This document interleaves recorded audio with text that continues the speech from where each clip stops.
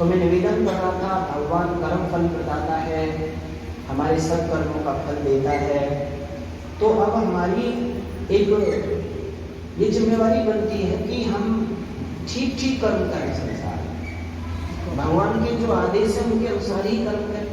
पर हमें पता कैसे चलेगा कि भाई ये जो कर्म मैं कर रहा हूँ, कर रही हूँ, यह ईश्वर के आदेश के अनुसार ही है, अच्छा ही है, गलत नहीं है, इसका पैमाना क्या हो? तो भगवान ने एक वेद मंत्र में ये पैमाना दिया है, तुम अच्छा सच्चा कर्म कैसे समझ पाओगे? तो उसमें एक मंत्र है, सहृदयं सामनस्यम अविद्वेषं करोमि, अन्यो अन्यम अलग्यत वत्सम जातम विभग्ना।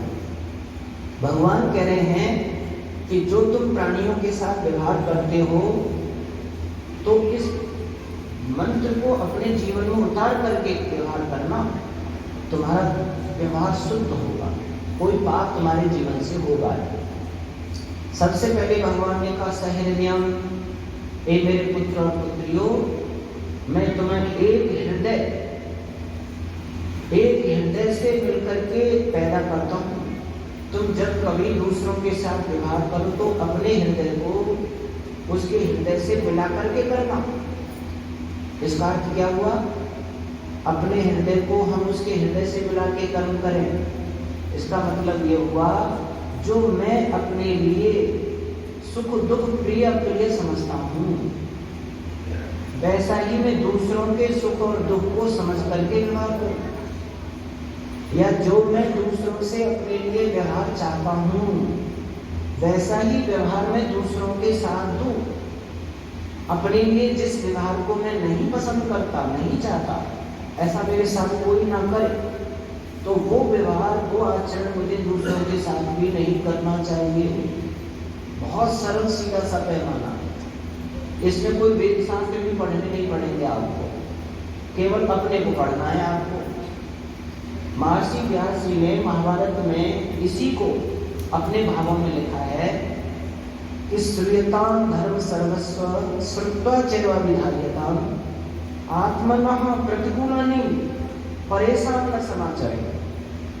महर्षि व्यास कहते हैं, दुनिया के लोगों, मैंने बड़े बड़े वेद शास्त्रों का श्रवण किया है, पठन पाठन किया है, मैंने दुनिया भर के ग्रंथ पढ़े हैं, और पढ़ करके मैं एक निर्णय पर पहुंचा हूं कि आत्मनः प्रतिकूलानि, जो अपने लिए व्यवहार तुम्हें पसंद नहीं है, परेशान दूसरों के साथ न समाचरे, उस व्यवहार को दूसरों के साथ मत करना। बस सीधा सा पैमाना है। इसको आप और साधारण भाषा में समझें, जैसे मैं चाहता हूं कि लोग मुझसे सत्य बोलें, तो समझ लो मुझे भी दुनिया के समस्त स्त्री पुरुषों से सत्य आचरण करना है। मैं चाहता हूँ ये सब लोग मेरा सम्मान करें, अपमान मेरा कोई नहीं करे। तो सिद्धांत बना कि मैं भी सबका सम्मान करूं, छोटे से लेकर बड़े तक। ये बात नहीं है कि बहू ही सास का सम्मान करे, सास को भी बहू का करना, बेटा ही पिता का सम्मान करे, पिता को भी बेटे का सम्मान करना, छोटा भाई ही बड़े का सम्मान करे, नहीं, बड़े भाई को भी छोटे का सम्मान करना। उतना नहीं जितना वो छोटा हमारा कर रहा है, उससे भी अधिक करना, क्योंकि आत्मा सब में बराबर है, एक जैसी है, सब में एक जैसी आत्मा है, अंतर नहीं है। छोटा बड़ा हम देह को देखकर मानते हैं कि ये छोटी आयु का है, मैं बड़ी आयु का हूँ, मैं धनवान हूँ, ये गरीब है, मैं विद्वान हूँ, ये कम पढ़ा लिखा है। ये दृष्टि हम इस बॉडी को देखकर कर रहे हैं। ये तो मिट्टी है, ये तो पंचोदित तत्व से बना है। इसमें चेतन आत्मा तो जो मेरे अंदर है वही आपके अंदर है, वही पुरुष के अंदर, वो स्त्री के अंदर है, वही चींटी के अंदर है, वही हाथी के अंदर है। आत्मा सब में बराबर है, परमात्मा भी सब में बराबर है। इसलिए देह को मत देखो, आत्मा को देखो। आत्मा को देखकर उसका सम्मान करो। बहू को छोटा मत समझो, छोटे भाई को छोटा मत समझो, बेटे को छोटा, बेटी को छोटा मत समझो। बेटी का भी सम्मान, बेटे का भी सम्मान। अर्थात हम एक दूसरे को जैसे अपना सम्मान चाहते हैं, वैसे बिना भेदभाव के सबका सम्मान करें। मैं चाहता हूँ मेरे यहाँ कोई चोरी ना करे, तो मुझे भी चोरी नहीं करनी। मैं चाहता हूँ कोई सामान मुझे कम तोल कर ना दे, तो मुझे भी कोई सामान किसी को कम तोल के नहीं देना। मैं चाहता हूँ मुझसे कोई रिश्वत ना ले, मेरे काम ऑफिशियली काम हो जाए, तो मैं किसी पोस्ट पे हूँ तो मुझे भी किसी से रिश्वत नहीं लेनी। जब मैं देना नहीं चाहता तो मैं लेने का अधिकार ना रखता। इतना सीधा सरल पैमाना भगवान ने दिया है। आप अपने लिए जो चाहते हो वही आपको दूसरों को करना है, अलग से कुछ गणित लगाना ही नहीं है। पर पाप कहाँ शुरू होता है? हम अपने लिए चाहते हैं अच्छा व्यवहार, सत्य व्यवहार, लेकिन वो अच्छा सच्चा हम दूसरों को देते नहीं हैं। वहाँ पाप प्रारंभ हो जाता है और वो इतना बंडल बन जाता है कि फिर उसको भोगने के लिए हमें कितनी योनियों में धक्के खाने पड़ते हैं, कितने दर्द भोगने पड़ते हैं। जैसे उदाहरण के लिए मैं छोटा सा उदाहरण दिया करता हूँ। एक बार एक माता जी और एक सेठ जी की दुकान पर जाती है। अपना जो पर्चा बना के ले रही थी, 1 किलो चीनी दे दो, आधी किलो गुड़ दे दो, 100 ग्राम जीरा दे दो, हल्दी दे दो, मिर्च दे दो, ये मसाले दे दो, वो दे दो, जो भी उन्होंने पर्चा दिया सेठ जी को। सेठ जी ये सामान दे दो। सेठ जी ने नाप तोल करके सामान बंडल बना दिया। पूछा कितना पैसा हुआ सेठ जी की? इतना पैसा हुआ। उन्होंने पैसा अदा कर दिया। अब वो माता जी अपने सामान को लेकर चलने लगी तो सेठ जी ने पूछा, माता जी आप गाय पालती हैं क्या? कि हाँ हम तो किसान आदमी है सेठ जी, गाय पशु आदि पालते हैं, हमें देसी गाय के घी की जरूरत है, 1 किलो घी की, क्या आप दे सकती हैं?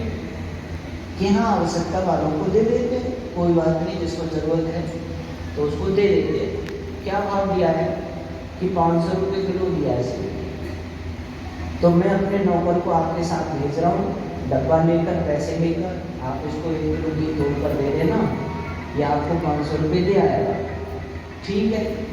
और नौकर पैसे लेकर डब्बा लेकर के माँ के साथ चलता है। माँ का दुकान से थोड़ी दूर पर ही घर था। अब वो जो सामान लेके आई थी वो सामान उन्होंने आंगन में रख दिया कि बाद में यथास्थान रखूंगी, पहले घी तोड़ कर दे देती हूँ। अब वो अंदर जाती हैं, अंदर से घी लाती हैं, तराजू लाती हैं और 1 किलो घी तोड़ करके उसको दे देती हैं। वो 500 रुपये उनको अदा कर देता है। अब नौकर जो था वो घी का डब्बा लेकर के अपने मालिक के पास गया, सेठ जी को जाके थमा दिया। सेठ जी ने विचार किया कि वैसे तो माता जी बड़ी धार्मिक थी, ऐसा लग रहा था, क्योंकि तिलक भी लगे थे, वन की माला भी पहनी हुई थी, ऐसा लग रहा है पूजा पाठ करती हैं, धार्मिक है। परंतु आजकल भरोसा नहीं लोगों का, बाहर से दिखावा तो धर्म का करते हैं पर अंदर से दिन धर्मात्मा होते नहीं। कहीं ऐसा ना हो मेरे सेवक के साथ धोखा कर दिया हो और घी कम तोड़ कर दे दिया हो, क्यों ना इसे तोड़ कर देख लिया जाए। तो सेठ जी ने और पासन करके दूसरे पात्र का, और जब घी पलट करके उसे तोला तो वो 50 ग्राम कम बैठा। एकदम सेठ जी को गुस्सा आया। पहले तो अपने नौकर को ही डांटा, मूर्ख कहाँ था तेरी नजर उस समय, तू कहाँ था जब गुड़िया तोड़ रही थी, ये 50 ग्राम कम बैठा, जल्दी से गुड़िया को बुलाते। अब वो दौड़ा दौड़ा गया, पास में इनका घर था कि माता जी आपको मेरे मालिक बुला रहे। क्या बात है? कि चलो वो ही बताएंगे। माँ ने सोचा हो सकता है कुछ लेन देन में कमी किसी हो गई होगी, तो वो आती है, जैसे ही दुकान के सामने खड़ी होती है, सेठ जी बड़े गुस्सा में थे, लाल पीली आंखें किए हुए थे, एकदम बढ़िया पर टूट पड़े। ऐसे तो धर्मात्मा सी लग रही है, ऐसा लग रहा है पूजा पाठ करती है और वैसे धोखाधड़ी करती है। क्या हुआ सेठ जी, कैसे धोखा हो गया? कि हमने आते ही तुम्हारा घी तोड़ कर देखा है, 50 ग्राम कम बैठा है। बोले सेठ जी इसमें मेरी कोई गलती नहीं। अरे कम तोड़ के दिया, गलती नहीं है। बात ये हुई सेठ जी, जब मैं घी तोड़ने को हुई मैंने अपना पूरा घर देख लिया पर मुझे 1 किलो का भांड नहीं मिला। अब मैंने सोचा अभी सेठ जी से 1 किलो चीनी तोड़वा के ही लाई, क्यों ना उसके बराबर तोड़ दिया जाए। तो मैंने तो सेठ जी आपकी तुली हुई 1 किलो चीनी के बराबर तोड़ा। अब मुझे क्या पता वो चीनी 50 ग्राम कम है।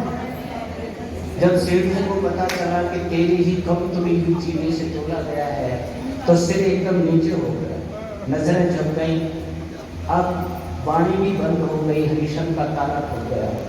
इसको कहते हैं सहृदय।